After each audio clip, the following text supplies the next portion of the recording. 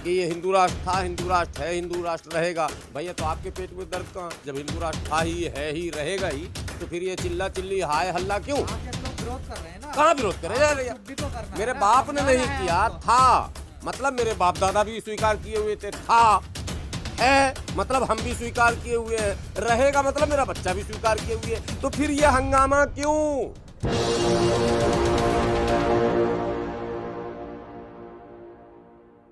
देश में एक चमत्कारी बाबा पैदा हुए भी अचानक से, और आपने भी तमाम डिबेटों में उनमें हिस्सा लिया, और उनके भाई जो हैं वो तमंचे की नोक पर शादियां रुकवा रहे हैं, शादियां करवा रहे हैं, सिगरेट पी रहे हैं, और वो हिंदू राष्ट्र की मांग कर रहे हैं।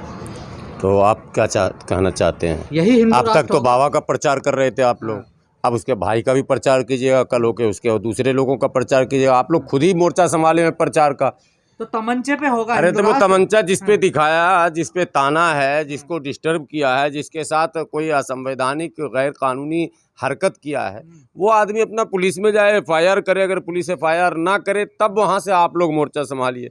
आप लोग पहले ही हाईलाइट कर देते तो हैं। कहा जा रहा है कि डरा हुआ है बहुत ज्यादा। अब जब जो डर गया, गब्बर सिंह ने पहले कह दिया, वो समझो मर गया। अभी उस दलित परिवार के एक सदस्य जो कि मुखिया है, उसकी वीडियो वायरल हो रही है, वो ये कह रहा है कि जो धीरेन्द्र शास्त्री का भाई है उसके हाथ में तमंचा नहीं था, बल्कि उसके हाथ में टॉर्च थी। क्या कहेंगे?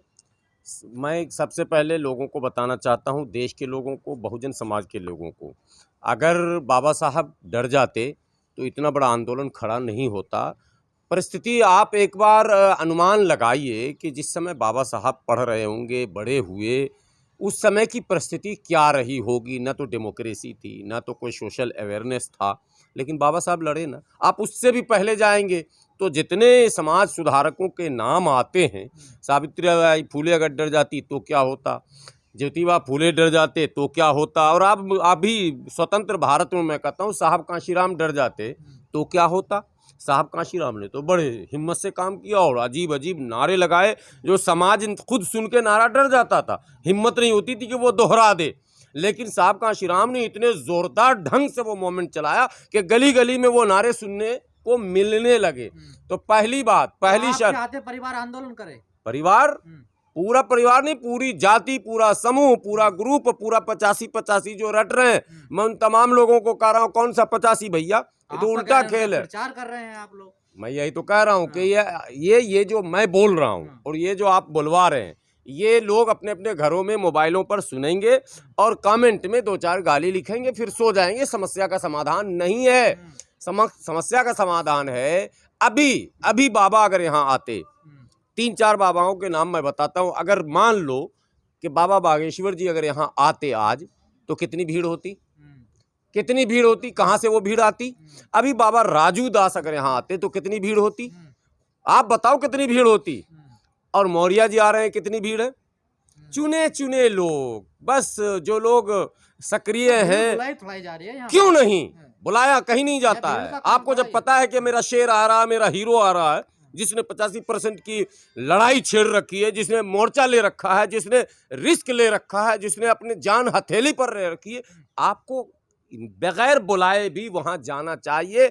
सामाजिक, राजनीतिक, आर्थिक, शारीरिक, हर तरह से आपको खड़ा हो जाना चाहिए कि भाई कहीं से हम इस मोमेंट को। नेता उनके साथ खड़े नहीं हो रहे तो और कैसे खड़ा हो जाएगा? उनके नेता तो फिर मंदिर मंदिर घूम रहे हैं। फिर वही बात मैं कह रहा हूं। तो अभी असल जरूरत है हिम्मत जुटाने की। समाज में जो लोग चाहते हैं परिवर्तन, जो लोग चाहते हैं बदलाव, जो लोग चाहते हैं अधिकार, जो लोग चाहते हैं हिस्सेदारी, जो लोग चाहते हैं कि जो बहुजन की जो हकमारी है उसको खत्म किया जाए, भैया ये बोलने से अब नहीं होगा। हम लोगों ने बहुत बोल लिया, बहुत चिल्लाया, आवाजें बदल गई। आप लोग बहुत दिन से हम लोग का इंटरव्यू ले रहे हैं। मैं पहले कह रहा हूं कि सबसे पहले अपने अंदर हौसला और हिम्मत लाइए, और बिल्कुल जो समय आप इधर उधर पार्कों में, इधर उधर खेल में, इधर उधर लोगों में गपों में, ताश में, आप इधर उधर की बैठकों में, चौपालों में देते हैं, वो समाज को जगाने में, समाज को जोड़ने में, समाज को सड़क पर लाने में लगाएं, तब जाकर समस्या का समाधान होगा।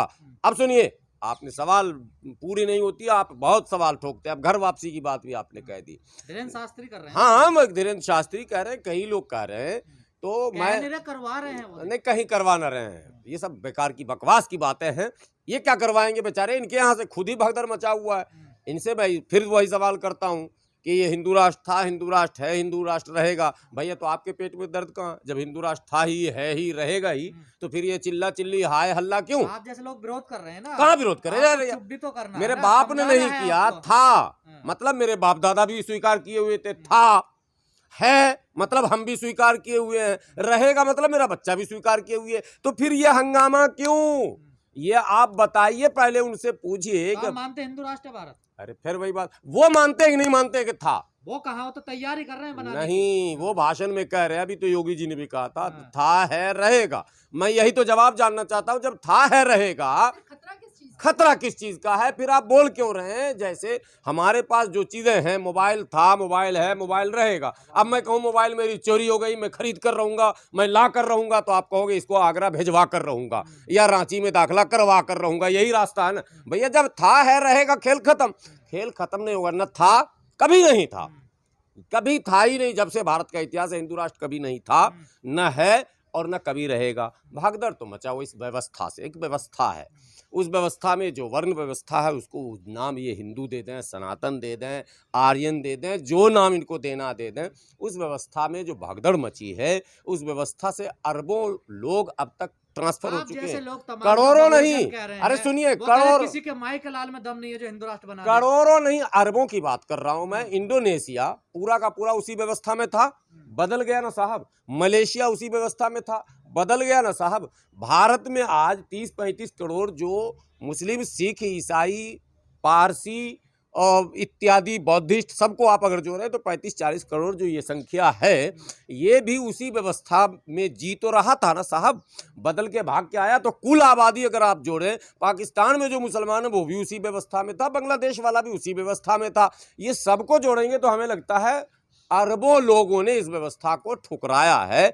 अब मुट्ठी भर लोग जो बचे हुए वो भी ठुकरा के जाएंगे, और बचेंगे उतने ही जितने वहां से आए थे आर्यन। अरे पहले तो ये, आपका भी उद्धार सनातन से ही होगा।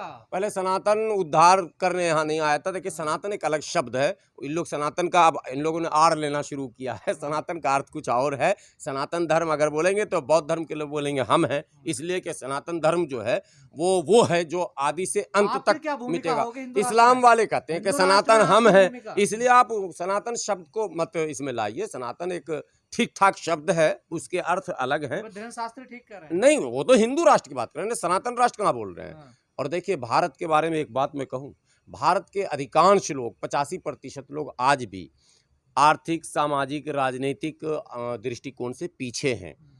तो और पीछे जो है उसी को तो दलित कहते हैं ना। दलित का मतलब ही दला हुआ, पीछे कर दिया गया, पसमानदा, जिसको पीछे कर दिया गया हो। तो उस हिसाब से इसको दलित राष्ट्र होना चाहिए था। भाई, जिसकी संख्या ज़्यादा होती है, राष्ट्र उसका होता है, तो राष्ट्र दलित राष्ट्र होना चाहिए या पसमानदा राष्ट्र होना चाहिए, अगर उर्दू में करेंगे तो। ठीक है, बाकी तो कोई फिट ही नहीं बैठता है। 2-4-5% के लिए आप राष्ट्र कैसे बना देंगे? बात समझिए। इसलिए दलित राष्ट्र बहुत लेकिन वो सूटेबल। लोग तो आपको खदेड़ने की बात कर रहे हैं, और आप बात कर रहे हैं कि जो दलित है या पसमानदा समाज है उसका राष्ट्र होना चाहिए। बात कर रहे हैं उन। देखिए, हमारे पूर्वजों ने कभी किताब में, किसी जगह लिटरेचर में कभी नहीं लिखा कि हम बाहर से आए, लेकिन वो लोग कहते हैं कि तुम लोग बाहर से आए। उनके पूर्वजों ने किताब में लिखा, और ज़्यादा लंबा चौड़ा समय नहीं गया किताब में लिखे हुए। बाल गंगाधर तिलक ने अपनी किताब में लिखा। आपको महापंडित जिन्हें कहते हैं राहुल सांकृत्यायन ने अपनी किताब में लिखा, और अभी लेटेस्ट जो है जवाहरलाल नेहरू जी ने अपनी किताब में लिखी।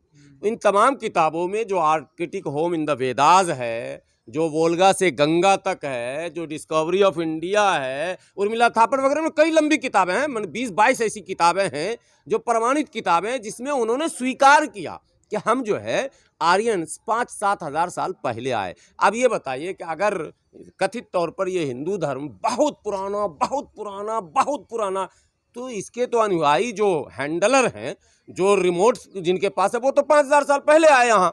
लेकिन सत्ताधारी लोग कह रहे हैं कि जो हिंदू धर्म है वो सबसे प्राचीन धर्म है। कैसे होगा? उनको हैंडल करने वाले लोग तो कह रहे हैं कि हम 5 साल पहले यहाँ आए। हम नहीं कह रहे हैं, वही लोग कह रहे हैं। मैं नहीं कह रहा हूँ भाई, कैमरे पर बार बार कह रहा हूँ ना। मैं कह रहा हूँ ना मेरा बाप कहा था, ना मेरे दादे ने कहा था, मेरे परदादे ने, कभी किसी हम लोगों के लोगों ने किताब नहीं लिखा। बहुजन समाज के लोगों ने इस किताब को नहीं लिखा। किताब के लिखने वाले भी उसी समाज के, और माने बड़े चेहरे हैं उस समाज के, जिनकी आस्था उस समाज पर है। उन्होंने स्वीकार किया। अब चोर, एक मिनट, चोर कह रहा मैं चोरी किया, और आप दूसरे को कह रहे तू चोर है, तू चोर। अजीब तरह खेल है भाई। वो कह रहा मैं बाहर से आया हूँ, मैं विदेशी हूँ, मैं यहाँ आक्रमणकारी हूँ, मैंने बहुजन के उन तमाम शासक वर्ग के बड़े लोगों को जाल में फंसाया, उन्हें मारा, अपमानित किया और इन पर हमने शासन अपनी व्यवस्था थोपी है। ये सब वो स्वीकार कर रहे, फिर कर रहे बहुत पुराने कैसे खुदाई कर रहे हो तो निकल रहा कुछ और। पुराना जो है वो तो जमीन के नीचे है ना खजाना, तो वो तो निकल रहा आज भी। इसलिए ये सारी बातें बकवास है, कोरा बकवास है। ये बौखलाए हुए सुनो 21वीं सदी में तोड़ दिया, बांट जो दिया। जब आदमी क्या होता है दम निकलता है ना, दम जब निकलने लगता है तो बहुत फड़फड़ाता है। दरअसल इस व्यवस्था का अब दम निकल रहा है।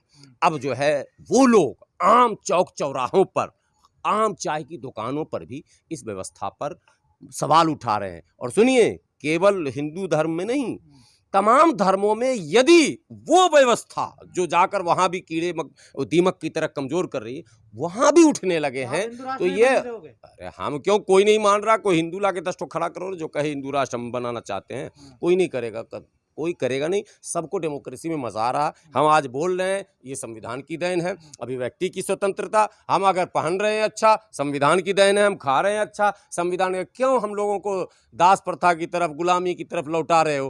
पहनने के लिए कपड़े वो तय करेंगे, ड्रेस कोड वो देंगे, खाने का मेनू वो बताएंगे, क्या खाओगे, स्कूल में कौन पढ़ेगा कौन नहीं पढ़ेगा वो बताएंगे, कौन माने ज्ञानी बनेगा और कौन लाइन में सेवक रहेगा बना हुआ, ये सब वो तय करेंगे। हमारा संविधान कहता नहीं, आप में क्षमता है, आपके लिए अवसर है, रास्ते सबके लिए खुले हैं, आप मेहनत कीजिए, करते जाओ, पढ़ते जाओ, बढ़ते जाओ। ये है संविधान, इसी पर आस्था है।